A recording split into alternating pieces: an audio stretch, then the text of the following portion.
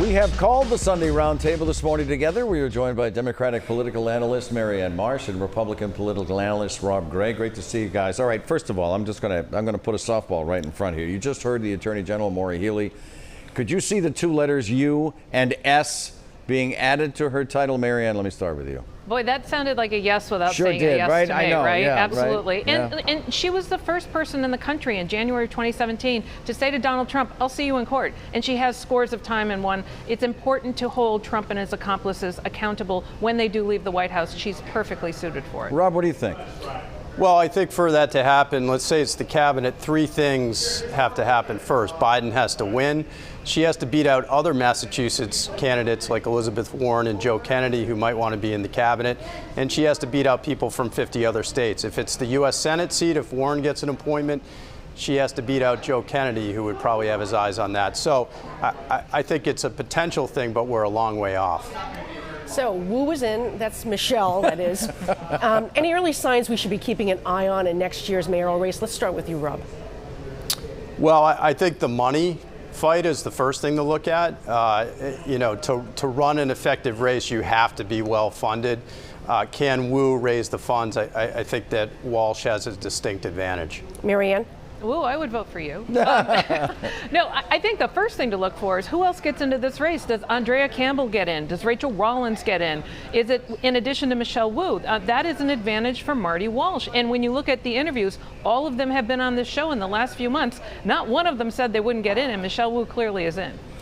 Marianne, did Mayor Marty Walsh break protocol by spilling the beans publicly?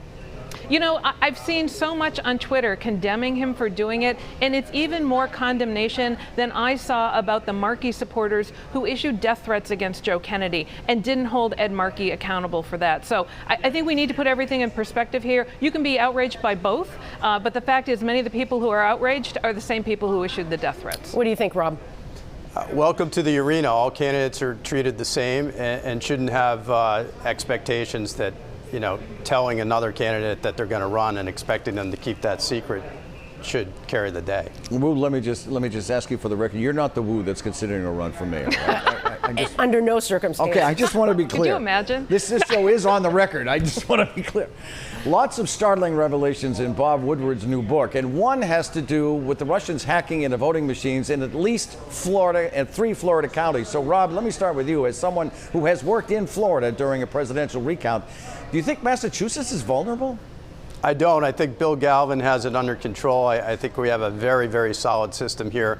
That's not necessarily the case in other states. I think we do have to keep an eye on it. It's not just the Russians, it's the North Koreans and the Chinese as well. But I will tell you, going back to Florida recount, people condemned paper ballots, hanging chads. They were bad for democracy. They said we should go to ATM voting. Thankfully, we didn't go overcorrect and do that, because we'd be a lot worse off now, wouldn't we? Yeah, Marianne, what do you think?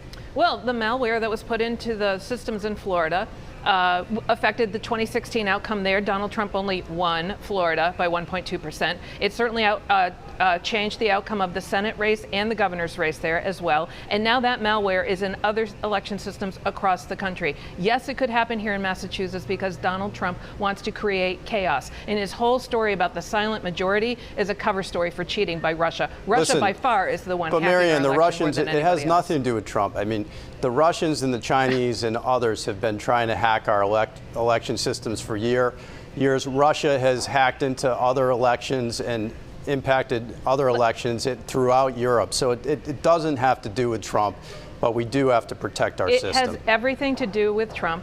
Russia absolutely hacked the 2016 election. It is hacking the 2020 election.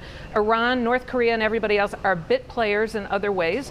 And the fact is, we are now we did not have a free and fair election in 2016. We're not going to have one in 2020 right now, given all the hacking that's going on, and nobody's doing anything about it. And that is our democracy. So let's go to a safer topic, the pandemic. Schools are sending kids home. Athletes are testing positive. They are being sent home and potentially spreading COVID in those communities. Meanwhile, places like Boston's MFA is reopening, as well as other institutions with strict new protocols, of course. But are we being bombarded with mixed messages, and are we in a pandemic sort of no man's land? Marianne? Winter is coming, literally and figuratively. And I think a better job could be done providing information on the individual town situations, cities and towns, what the infection rate is there, what more could be done to prepare for winter instead of just a flu shot. And the last but not least, and very important to me, don't change the clocks. Let's not go back an hour. This is bad enough. Let's just leave them where they are right now, and let's get through the winter as best we can. Rob, do you think we're going into an even darker period than we already have? Remains to be seen. I mean, darkness and cold is not a friend to the life we've all gotten used to, which is being outdoors a lot more, especially here in the Northeast. So it is going to be problematic.